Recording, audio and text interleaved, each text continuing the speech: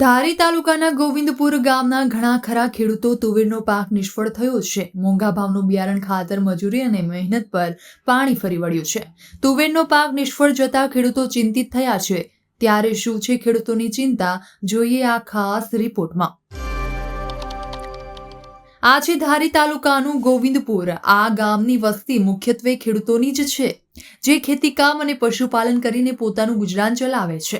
ત્યારે ગોવિંદપુરના આ સુખપુર રોડ પર આવેલા ઘણા ખેડૂતો દ્વારા સારા વળતરની આશાએ તુવેરનું વાવેતર કરવામાં આવ્યું હતું. ખેડૂતો દ્વારા જે બિયારણ ખરીદવામાં આવ્યું હતું તે નિધિ કંપનીનું 711 નંબરનું બિયારણ હતું. પરંતુ આ બિયારણ વાવ્યા બાદ તુવેરનો કોઈ પણ પ્રકારનો ફાલ છોડવામાં આવેલ ન હતો.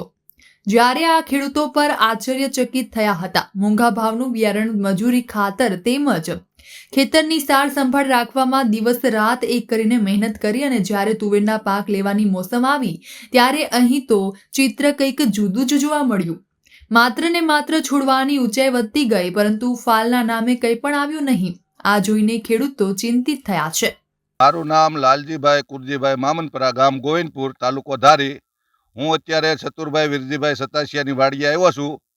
ત્યાં એણે તુવેર વાવી છે. 6-7 મહિના થઈ ગયા છે અને તુવેરની અંદર ફૂલડા છે ક્યાંક કોક જગ્યાએ, પણ શીંગું બેહતી નથી. આમાં ફોલ્ટ મને તો એવું લાગે છે કે બિયારણમાં જ છે. સેમ બાજુના જ ખેતરમાં તુવેર વાવેલી છે અને પ્રોસેસ બેયની એક જ હરખી કરેલી છે, છતાં આમાં ફાલ નથી ને એમાં ફાલ સારામાં સારો છે. એટલે ફોલ્ટ તુવેરના બિયારણમાં જ છે. મેં પણ 6 વીઘાની વાવી છે તુવેર, મારે ફાલ સારો છે. અને વાતાવરણનો કોઈ ઇસ્યુ હોય તો એ પ્રશ્ન નથી, કારણ કે વાતાવરણનો તકલીફ હોય તો બધાને ફાલ ન આવે. બાજુના ખેતરમાં તુવેર થાય ને આમાં ન થાય એવું બને નહીં. વાતાવરણનો ફોલ્ટ હોય તો ફોલ્ટ બિયારણનો જ છે, બીજું કાંઈ છે નહીં. ગોવિંદપુરના તમામ ખેડૂતો દ્વારા જ્યારથી બિયારણ ખરીદવામાં આવ્યું હતું તે કંપનીના મેનેજરને બોલાવીને આ બાબતની ફરિયાદ કરી હતી.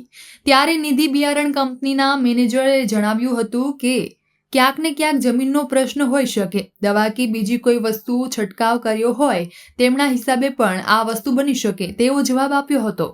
ખેડૂતોની તુવેરનો પાક નિષ્ફળ જતા ખેડૂતો ખેતી નિયામકની કચેરી ધારી ખાતે જઈને રૂબરૂમાં ફરિયાદ કરેલી હતી કે આ બિયારણ અમે વાવેલું હોવા છતાં ક્યાંક પણ ફાલ આવ્યો નથી અને એ બિયારણના મેનેજર દ્વારા પણ અમોને સંતોષકારક જવાબ મળ્યો નથી. મારું નામ ભરતભાઈ મગનભાઈ નાકરાણી, ગામ ગોવિંદપુર, તાલુકો ધારી, જિલ્લો અમરેલી.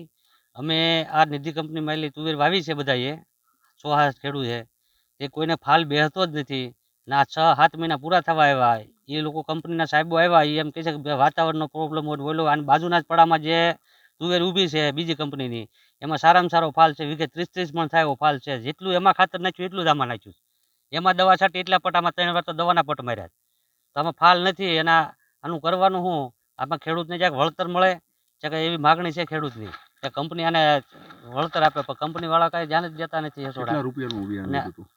આમાં બિયારણ લીધું હતું 3000નું બિયારણ થયું હતું. 350નું કિલો પેકિંગ આવ્યું 1 કિલોનું. અને એવા વીઘે 1 કિલો જોઈએ. 8 વીઘામાં 8 પેકિંગ એ વાવ્યા. વાહ ડીએપી ખાતર 7-8-10 હજારની દવા છાંટી, નીંદવાના પૈસા મજૂરીના, હવે તો દવા છાંટવાના પૈસા ના. અટાણા ઢોર સારી એવી દિશા બેઠી છે, તો ખેડૂતો કરે તો જાય ક્યાં? એટલે ખેડૂતનો એક જ પ્રશ્ન છે કે કંપની આનું વળતર ચૂકવે. અમારી માંગ એ જ છે બધા ખેડૂતોની. નિધિ કંપનીવાળા કે એમ કહે છે કે આ તમારે કે વાતાવરણને ગરીને હિસાબે તો આ બાજુના જ પડામાં તુવેર બજીએ ઊભી છે, એ બધાને ફાલ હારામાં હારો છે. અમારી વળતર મળે એવી માંગ છે બધાની. ગોવિંદપુરના ખેડૂતોનો તુવેરનો પાક નિષ્ફળ જવાથી ઘણા ખરા ખેડૂતો હવે ચિંતામાં મુકાયા છે. જે સિઝન એમને સારું વળતર મળશે એવી આશાઓ હતી, એ તમામ સિઝનમાં તુવેરનો પાક નિષ્ફળ જવાથી ગોવિંદપુરના ઘણા ખરા ખેડૂતો ચિંતિત બન્યા છે.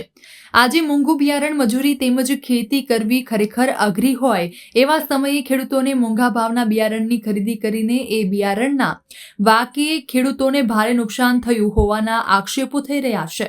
હવે જોવાનું રહ્યું કે નિધિ 711 નામની બિયારણ કંપની ખેડૂતોને શું વળતર આપે છે અને વહીવટી તંત્ર દ્વારા ખેડૂતોને શું ન્યાય મળે છે એ સમય બતાવશે. ગોવિંદપુર ગામમાં ધારી તાલુકાના ત્યાં તુવેરનો પાક નિષ્ફળ ગયો છે. શું કહેશો સાહેબ?